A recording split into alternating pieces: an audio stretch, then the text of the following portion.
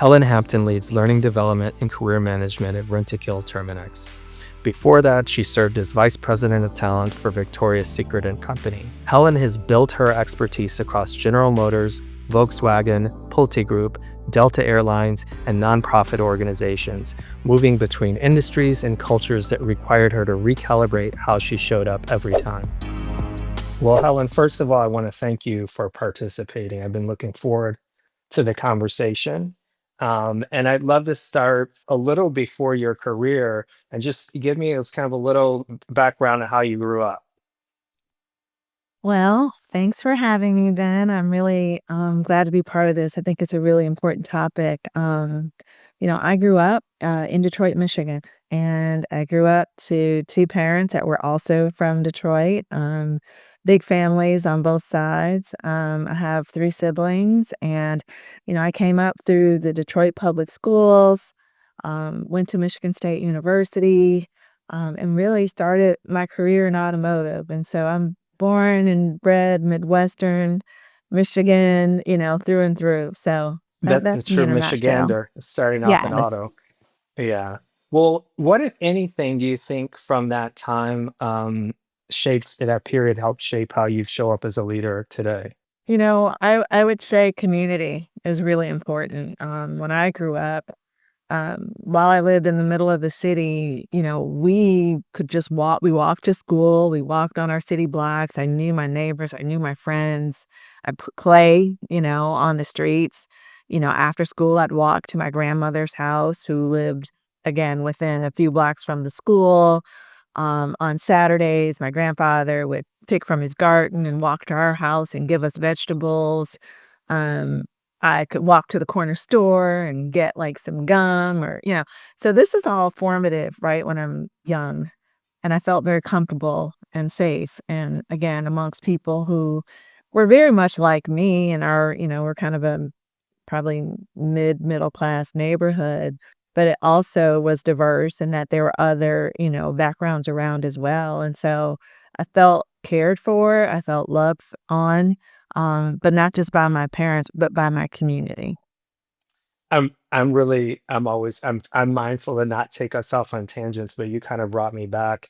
I spent my early childhood. I was on the south side of Chicago, and I forgot about those neighborhood gardens. People would have these tiny little sort of um post World War II little lots. Everything was uniform on the south side of Chicago.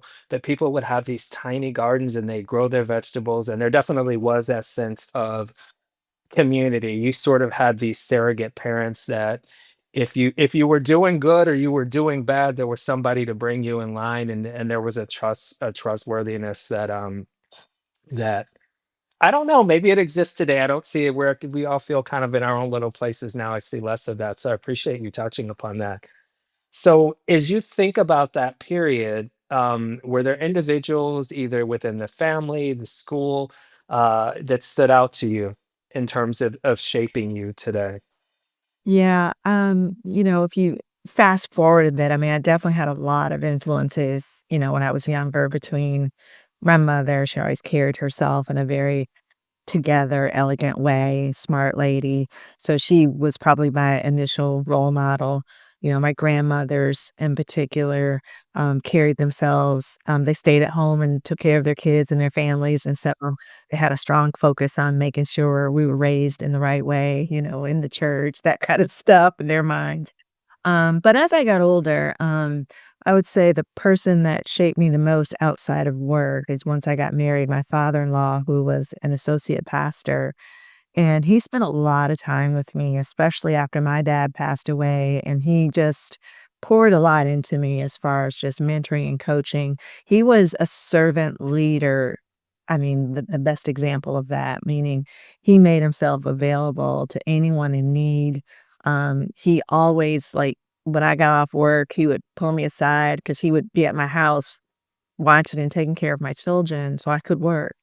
And he was retired, and he would just say, "How was your day?" And then he would listen to me and unpack things and say, "Oh, well, tell me more about that." And it really was cathartic, right? And it helped me get through some of the hardest times and the best of times, right? But he really put a lot into me, and it made me understand that as I grew up and became more of a leader and took on more professional roles, that spending time with people and knowing their story and understanding, what's important to them and things they struggle with and how you can be there for them matters. And it builds trust and relationship that really can take you through anything. It's interesting because I'm sure he did a lot of things, but it sounds like one of the key things he did was listen. You nailed it. You nailed it. Yeah. Um, he would listen and listen and listen.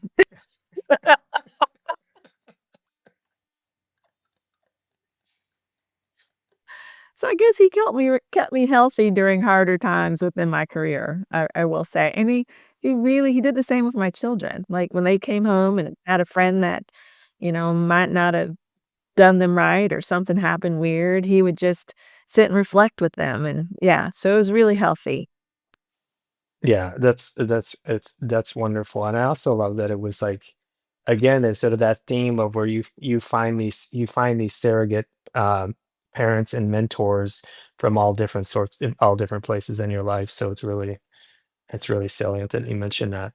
So when you think, Helen, about your early career and those early professional experiences, was there someone in the professional context that maybe changed how you thought about leadership or responsibility? 100%, 2 Mhm. people come to mind. The first one, I was probably a manager working at Volkswagen, and, this particular leader, I ended up on his team early on. I had transitioned from being part of marketing, and now I'm part of training and development, and I really hadn't really come up in that avenue, but I had been on his team for a couple years through a lot of change in the organization that they wanted me to teach the organization a lot about vehicles and cars and our brand, and so it was a good change for me, but what made me stay and love it is because my leader, we used to call him Papa Joe. Now, I don't necessarily say, "Let's prescribe to the parental form of leadership," Right. but the fact that we called him Papa Joe said a whole lot, right? His first way that he approached all of us was ensuring that we were okay. Like, it was kind of a check-in. He would make sure he just floated by our desk because we were all in the office at the time and, "How are you doing today? Are you good?" Anything, like, just checking, right, on our tone, our temperature, and then from there, I think the biggest thing that shifted how I think about leading people is he had us as a team so tight because we did feel like a family. We did feel like we cared about each other.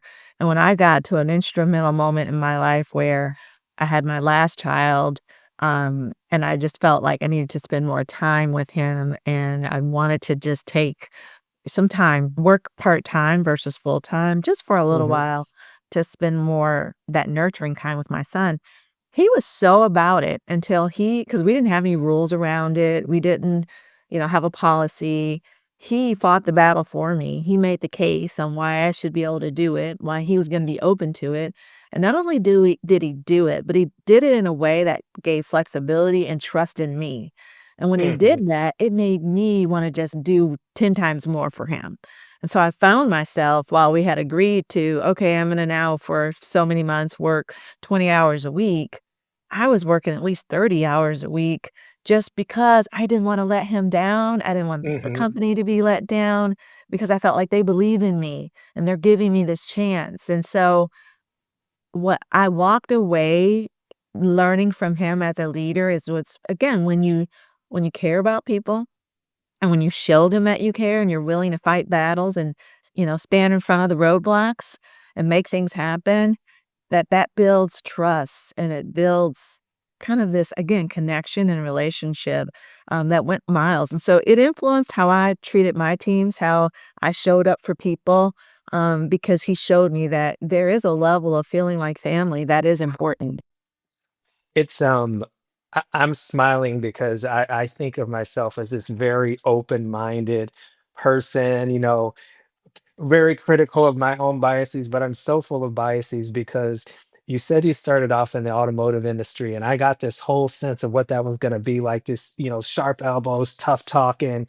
Um, And then you describe this guy, Papa Joe, who is championing you to actually be able to spend more time as a new mother with your son while continuing to work, which completely flies into the face of what I would expect there. So it's very interesting where we can find these personalities, and sometimes how environments that maybe are shaped have a dominant culture that's one way are able to be different by virtue of the people who are leading within them. Yeah, So it's really exactly. interesting. Exactly. Exactly. Um, so related to that, at that point in your career, maybe, because I was coming, I thought you were going to be with some hard drinking, tough talking, automotive executives, and then you introduced me to the paternal taking an investment in what you needed in your personal life. So that leads me to say, what was the environment like at that time in your career, the professional environment and the organizational environment? I'm so glad you asked that question because that kinda got to the second person that had influence, and it was for negative but positive reasons. So again, in automotive, different I worked at General Motors at the time, that was my first job, and I was in marketing, and the chief marketing officer, I was expecting, pretty within maybe a month or so of having my first child, and I came into her office, and she did kind of one of those it wasn't even a one what do you call it? A one down or a oh gosh, Hmm. uh, um, conversation. She just Oh, was an like, up "Here, and this down, is" yeah, a one on Yeah. one. A one well, that's not the word I was looking for, but anyway, we'll keep going. Okay. It's she brought me into her office and said, "Hey, let's talk before you go on leave and wanna make sure I understand what you wanna do when you get back," and just really just making sure I felt good about my career. And so before we left her office, I said, if you had one piece of advice to give me as I'm thinking about the future of my career and also entering motherhood, what would you say?" And it was a moment where she was extremely vulnerable and she paused and she was very corporate. Back then we would almost like have the big Mhm. shoulders and the kind of bow ties and it was Right. real formal. That image you Right. just had. Very successful lady, very respected. And she said, you need to make sure that you're prioritizing your child as much as you're prioritizing your job. She said, "For me," she says, "no one taught me that. No one said that was an option I could have. And as a result, to this day, my daughter," and I knew who that was because we had talked about Mhm. her before.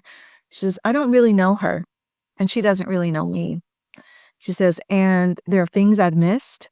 There are experiences I didn't have because I always prioritized work."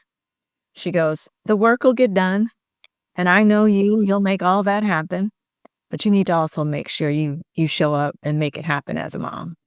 And when I tell you it became 100% who I became as a leader for myself to prioritize my family as well as my job, but also to do that for my team.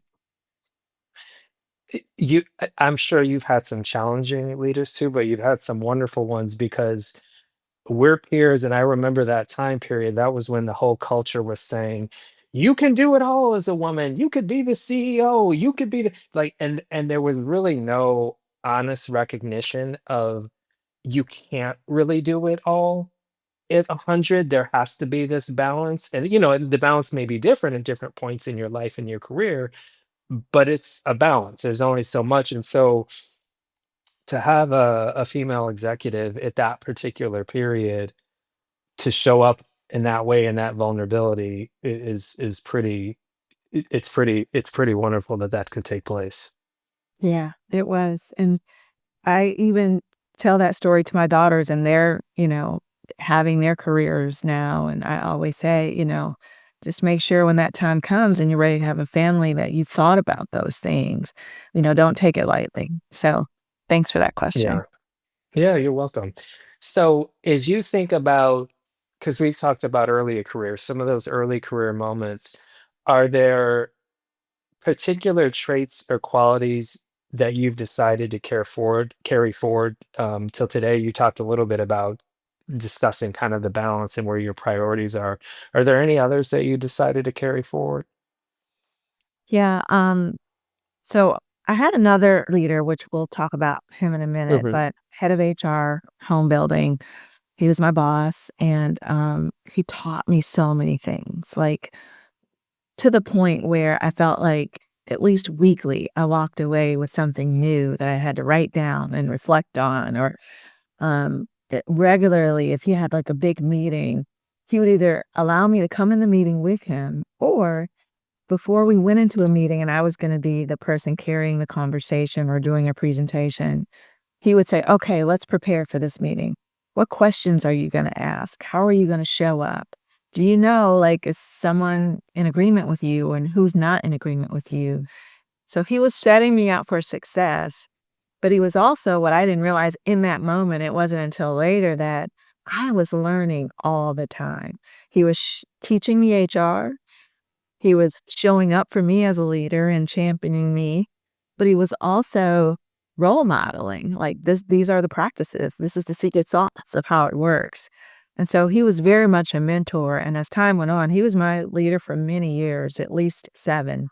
Okay. And he also showed up in promoting me and giving me stretch opportunities and giving me responsibilities I had never had before and giving me the confidence to say, "You can do this."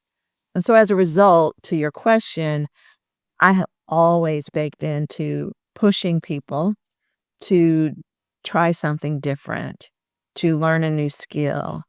When I'm with them, I take the time to say, "All right," I ask them questions. "How are you gonna do this? How are you gonna make it happen? Well, let me hear your ideas around that. Where do you wanna go in your career? Let's tell me how I can help you make it happen." And so that is the value I walked away with, and being a leader, and one of the huge elements of how I show up for my team is to ensure they're learning something new, they feel engaged, they feel supported, and I've got their back. I'm gonna ensure that when they go into something, that they're gonna be prepared and they're gonna be able to be their best selves. We thank you for sharing that. And I feel like we've talked about a lot of the bright stars of influence, and I'm curious, not naming names, isn't about naming names, but are there certain things that you saw modeled where you said, when I get in a position where I have greater leadership responsibility and influence, this is something I think I wanna leave behind as a lesson of maybe not what to do." Yeah, I've worked with a couple leaders that had a profile that felt more selfish, right? That felt like they were in it for themselves and maybe a little bit in it for the company, but they went about leading from a taking standpoint. Like, "This is what I need. This is what I need you to deliver. Grab it. Thank you very much." And they're on with their day to get done what they need to get done. And you were almost more of a tool to get to their success, right? Right. And I think, short term, maybe that's okay. And everybody has to just show up in that moment and do whatever. I'm all about making sure your leader and the company is successful. So tell me what you need, right? But when that becomes your way of operating, when that becomes your MO, where that's really the only time you're spending with your team is to kind of just, take what is it that you can give me, then it deflates the whole culture. It deflates the reason your people are there, and it's not motivating. And so Mhm. I didn't want to be a leader that just showed up and just kind of, "Hey, give me this presentation, give me this." Um, I definitely did not, it was done to me many times, and it wasn't appreciated, but at the same time, I respected those leaders, so it was like, I'm gonna do it, but it I didn't feel right about it. I feel like if you're gonna do some work and over time you become an expert at it, let that person actually come with you and showcase that I've been part of creating this. Maybe I didn't do the whole thing, but I was thinking this through as well. I'm part of the team. It's such a sharp contrast to the first leader that you described where or even your father-in-law, they're listening and they're showing up in a way that's saying, "I'm invested in you," and as a result, you're giving 120% because you just wanna you're motivated, you're valued, you wanna give back. Whereas where it's a this kind of extractive relationship where someone's just kinda taking and taking and taking, it changes, I think, what it feels like to even show up, uh, at the office and what it feels like to be working on what you're working, so I appreciate you sharing that. Um, one of the things about your background that I think is particularly interesting is that you have led in a wide range of environments, both I think profit, nonprofit, large public company, private company, and those different environment and that's just sort of the external what's different about them. They all have their distinct cultures and personalities, right? As you moved across those environments, were there aspects of your leadership style or just your personality that you had to either modify? I can maybe amplify this here, but in this other environment, I need to dial that down and dial this up. Oh my gosh, yes, adaptability really is what you're speaking to. Yeah, Uh, Anytime you change, not just an organization, but you change industries, which I've done a few times, you have to take a moment and show up and first observe, first learn the business, right? But observe the culture, observe how things get done, um, and the interactions of what is rewarded, and what is penalized. And I've definitely had to pivot in many, many occasions. Sometimes you have to have a more formal style about you, and you have to show up more crisp, more data, more focused, just all about the business. And in other environments, it's more important that you show up warm, and it's about relationship, and it's about how you connect the dots and bring people along the journey with you. You just really have to understand not only the culture, but your immediate leaders. So yeah, it's definitely a skill set. I think um, in today's environment, you have to be adaptable, but you also have to be open to change. And I'd say that's also a big one that I've learned. Um, every organization I've been at, especially in the last decade, are going through some major disruptive change. And either you're gonna be on that journey with them or you're not. And so you have to figure out, where do I fit in? How do I add value? What am I bringing to the table that they can learn from me? And then what can I learn from the organization so I can be of better value? So I think that's really important, adaptability, but also to be a change leader in a way that feels authentic, right? I think if you right, show up as a change leader, just kinda being the yes man, meaning, "Oh, yeah, let's just do this. Let's just yeah, no questions asked, this is what we're supposed to do," right? That shows up fake at the end of the day, and people want right. more. People wanna understand, "Why are we doing this? Why do you think it's a good idea? Because I respect you, and if you said it's okay, then maybe it's okay, but I need a little more," you know? So how you show up as a leader is important, but I think show up with an transparent, authentic way within the boundaries of what you can do, allows you to be more adaptable, allows you to be more change, welcoming, because you're sitting in it and you're living it and you see the light at the end of the tunnel. And so now you know your job is to bring the team along to influence the change and be part of it. Right. It's always been a cliche, the only thing constant is change, right? But these last 5 years have involved so much change in lots of areas of life, but in terms of how professionally we show up. I mean, we had COVID where all of a sudden everybody's at home and you're having to figure out how to operate these businesses remotely. You've had all of these dramatic changes within supply chain and AI. And those are just sort of external changes that influence, not even what's happening in each organization and the culture. So I think that that adaptability it's always been relevant, but it just becomes increasingly more critical, um, to be able to show up in this kind of mercurial environment, and keep your head and be able to chart a path forward. So again, appreciate you sharing that. Um, on the theme of change, was there a moment in your career where your thinking about leadership shifted, in a way that was lasting? Um, yes. In terms of how it shifted my form of leadership, Sure. Yes. Yes.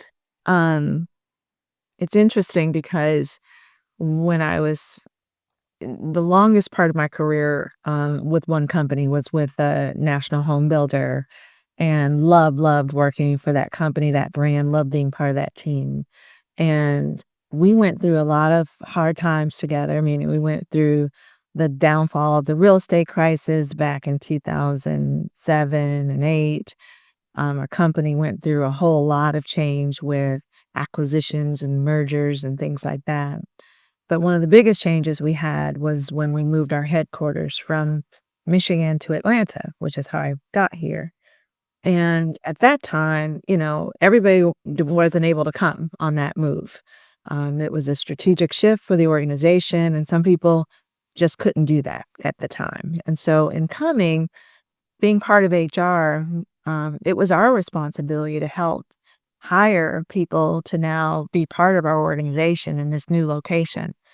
And at the time, a lot of my team members didn't come to Atlanta. So here I am, me and a few of my colleagues, we don't have a team anymore, but we got to build that team. And it was a time where we were excited for where the company was going.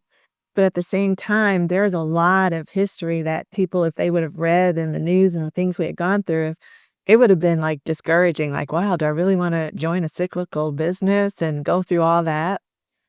And I had to get my mindset around, okay, this is a big moment for me to show up for the company because this isn't about my influence over just my team.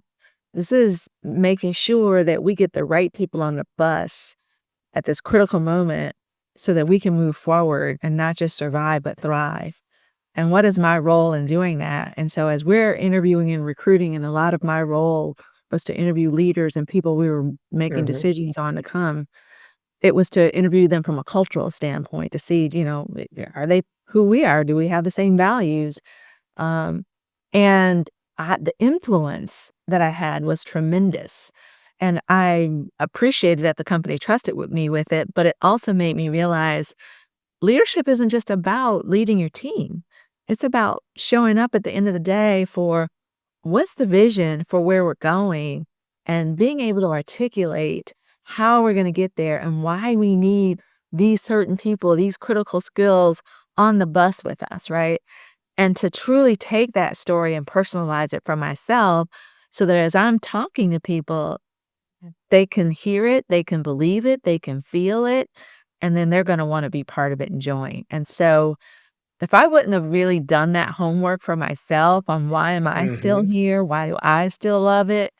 Um, I don't think I would have been able to be part of bringing so many people along the road in Atlanta, but more so bringing myself along, It was just the influence of it all was powerful. I mean, because that is a huge change to navigate. And I'm sure you had leaders where they're trying to convince you of something that is not really true for them. And there's just a disconnect. And I think it undermines trust too. I think it undermines trust as well when that happens. So it's interesting. You are a talent executive. You're many things, but that's one of the things you are. And then, so a lot of your career has been focused on developing others and coming up with strategies and plans on how to develop others. I'm curious, has there been any moments where you're leading someone where you're in the titular leadership position, but someone who's on your team actually teaches you something that completely changes how you operate or approach things? You know, it the pandemic taught us so much, and while we were away from people for the first time, right, virtually, because we had been in Mhm. offices before that, and at the time, I worked at Delta, and our team had to quickly figure out, "Okay, well, how do we communicate? How do we get together now? How do we work productively?" And we did that, the company helped. But it also was a moment as we were getting through that change, and I'm regularly talking to people on the phone. I was making sure that I heard perspectives from different generations because they were approaching everything differently in terms of their personal health and safety, the whys behind, what do we do next as an organization? What should be important to our company? Does my role even matter? And so in listening to their stories, it started influencing perspective I would take being on various steering committees on COVID and fears people had and just vulnerability that wasn't always coming to the table. And so I realized if I wasn't telling their stories in a way that felt like it mattered, like it would Hmm. create change, and what voices aren't being heard. And so it caused me to have a lot more courage than I normally would have. And I'm typically a courageous person, but it made me step outside of my comfort zone to ensure that my team felt heard. And so I would say, yeah, it was changed me as a leader, started then, but now since Hmm. then, I have new habits where I have more skip level meetings and I have more conversations so that I can get to early career people and really understand, well, how do you see this strategy we're doing or what's missing? Because their point of view oftentimes are bringing up big gaps, things that it's like, oh, okay, that was important. And so, yeah, I think just hearing from them and I don't necessarily have a particular story to share, but it's what changed me to make sure that I was bringing in everybody's opinion, just Hmm. outside of just the executive team or my peers. I'm glad that you brought up the skip level meetings as well, because I would say this in the context of parenting, but it's true in professional life that I learned a lot from my kids because they were seeing things with fresh eyes and things that I sort of went on autopilot with, and I pass this every day, and everything fades in the background, but everything's new for them. I learned so much as a result of that, and I think that the same can be true in professional environments when you're talking to people who are at a different stage of their career.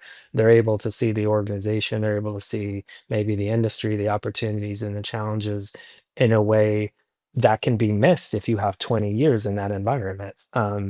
And so I think that was really insightful doing these meetings where you're speaking with the team members of maybe people who are reporting up to you and vice versa.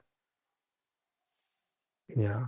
So, as you think about your career over time and the different leadership roles in the different organizations, how much of leadership do you think is about the individual, and how much do you think is shaped by the environment that they're operating in? No, that's such a great question. I think it always is a mix. I think that as an individual, you can't help but to always show up to a certain degree yourself, because you've got talents and skills and experiences that shape why you're there in your perspective, right? It creates really the space and why you're good at what you do. And so you bring that to the table first, typically. That's always what happens. But over time, the environment, to your point, shapes how much you share, how much you hold back, what you're going to actually focus on versus not. And that's based on not only the priorities of the business, but the culture that you're living within and what the unspoken norms are as far as Hmm. things that we value, things that we're going to promote and encourage versus the other. And so people sometimes even can get paralyzed in that, tandem, right? Between what they personally know and feel they should be doing versus what the company needs and expects from them and the culture dictates. Hmm. Oftentimes, if it either paralyzes you or you might just decide to leave because it's just not a good Right, fit, right? That's when right. you realize, okay, this is not an environment that I choose to be part of, or it's not an environment that agrees with my values. And today's world, that's okay. I remember many, many years ago, that was not okay. You just had to suck Right. that up and shut up and keep it moving. In today's environment, we have choices. People have choices. And that's actually part of my role in talent is to ensure that we tap into what's important to people so that we can retain them because they're not going to share all the time with you that values aren't aligning or it's Right. uncomfortable in this environment. They just will take mental notes for themselves, and then one day they're out of here. So, um, so yeah, that's a really great question. I do believe it's a mix of both. And sadly, I think when you get off balance between it's too much of you and not enough of the company, that's not good. Or if it's too Right. much of the company and not enough of you, that's not good either. So it's got to be a balance as far as I see it. It really, I appreciate that. I would agree with you. It's definitely a chemistry and a balance. So I appreciate you doing this. I'm going to leave you with a parting question. You shared a lot about different individual, particularly in your early career, of how people showed up, of how they imparted wisdom. And we don't have the time to get into it, but I feel like there's something about their personalities that they probably were able to do that in a way where you were receptive and didn't feel like you were being sort of talked down to, that you could be open to that. But as you think about the people you're shaping now and have been over the last few years, what do you hope that they would carry forward from their interactions with you and maybe their future leadership roles? Wow. Well, it's funny because I'm getting toward the latter parts of my career, so I hear from people who have been on my team, and they share things with me, like things that they've appreciated about me or stories or situations, and some of the common themes have been, I guess it is real that I care about them, that I show up for them. But more than anything, it's you've been approachable, Helen, and you've been available to not only take part in whatever we're doing or whatever is important, but you carry the message. You're not afraid to go and knock down walls or have difficult conversations. Vice versa. Like I'll tell it straight to them too. Like, if there's something that needs to be said, I'm not gonna hold back. I'm very direct with my team too, because if we need to grow and improve, we'll say that too. But more than anything, I've been able to champion the strategies, the ideas, and sometimes just that space where a different perspective was required. So I think being an approachable leader is something that I've really strived to do, meaning people aren't afraid to talk to me. They aren't afraid to share with me. And I mentor and guide and coach constantly. Well, Helen, thank you again. I've really, really enjoyed the conversation. Um, and I look forward to maybe having some more in the future. Okay. I loved it. Thank you again for inviting me to have this conversation. Ben, it's always a pleasure to work with you. And anytime, anytime. It was great. Likewise. Likewise. Thanks, Helen.